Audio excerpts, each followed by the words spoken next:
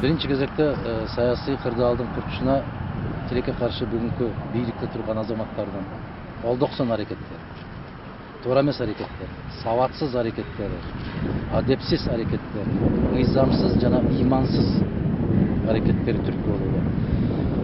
Көрүнүктүү кыргыздын жигиттерин, кыздарын басмырлап, маскарлап, мындай кандай десем бир мыйзамсыз аракеттер менен жамандап каралоонун аркасынан болуп аткан чыңалуулар күч алууда. Силер билесиңер, жеке бир инсандын тагдыры бүгүнкү күндө коомчулукту көп деле кызыктырбайт. Коомчулук өзү менен өзү, саясат өзү менен өзү, бийлик өзү менен өзү, карапайым калк өзү менен өзү болуп калган кырдаалда эмнеге түрткү болот чыңалууга?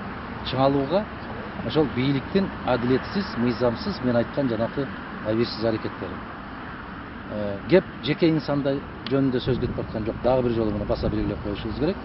Анан жанакы олдоксон, туура эмес аракеттердин кесепетинен ушундай чыңалуулар жерлерде пайда болуп атат. Азыр күчкө салып басып коюп, мына биз күчүбүздү көрсөттүк деген менен элге каршы эч ким эч качан тура алган эмес. Эл деген бул каптап келген сел. Ошондуктан мен эскертип койгум келет да. Көп от менен ойнобош керек. Маселен, бир экөөнү жазалап көрдү, коомчулугун чыккан жок, кайдыгер мамиле кылып койду. Андан кийин 3-4-өөнү карап көрдү, дали болсо коомун чыккан жок, уктап жатат. Кайдыгер анан ушундай кылып уланта берсек болот экен деген азаматтарда бир жакшы эмес ой пайда болуп калышы мүмкүн.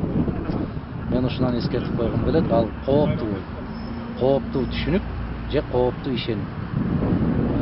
Бир аз ойлонуу менен аракет жасаш керек, токтолушу керек. Эми кыргыз көптөн бери эле биз жардын чекесинде турабыз. Биз кулап кетишибиз эле калды, ал жерде турабыз өзү. Кайда баратабыз деп бүгүн сураган кеч. Биз кайда бараткан жолубузду мындан 6-7 жыл башта балейге кабылганбыз. Ошол кезде да Мадумаров айткан. Бул жол бизди туңгуюкка алып барат деп айткан. Ошондо кандай эмессиңер? Ага түшүнгөн эмессиңер. Эмне үчүн туңгуюкка алып барат деп. Мына ошол туңгуюкка келген кербезибиз ушул. Камалгандары мен дайым пикиримди айтып келатам. Олдоксон жана ыймансыз аракеттер. Текебаев боюнча өзүмдүн пикиримди айтканмын, баса белгилегенмин. Ал абдан жат көрүнүш менен баалаганмын мен бийликтин аракетин. Кече Садыр Жапаровдуку Текебаевден экеси ашык түшкөн жапайычылыкты көрсөттү. Ал жигит өзү айтпады, жарыя салбады.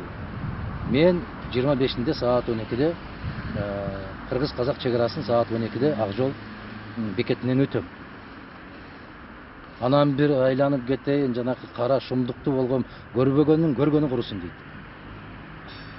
Мына бийликти көрбөгөн, бийликте болбогон, сабаты жок, бир сабатсыз, түркөй, караңгы адамдардын кыймыл аракеттери менен абдан жапайы көрүнүштөр болуп кетти.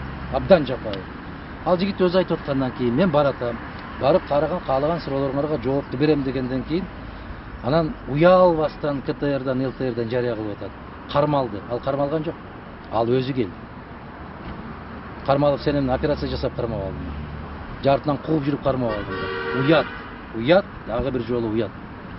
Биз достко күлкү, душманга таба болуп бүттүк.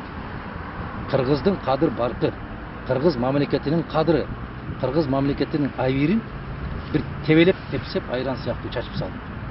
Абдан жаман көрүнүш. Болгондо да жанакы торгойдой болгон балдарын сабагандык. Бул атаңын озурайын, бул айбандардын гана жасай турган иши. Бул акты айбандын жасай турган иши. Андай жолго барбаш керек эле. Бул мен ушундай деп баа бергим келет. Бул Кудайдан үмүтү жоктордун жасаган иши. Бул ырайымсыз сезими жоктордун жасаган иши. Сен каның кыргыз, жаның кыргыз, кыргыз деп басып жүрүп, кандай ошол торгойдой болгон балдарды сабайсың? Кандай ошол жердеги турган азаматтарды тепкилейсиң?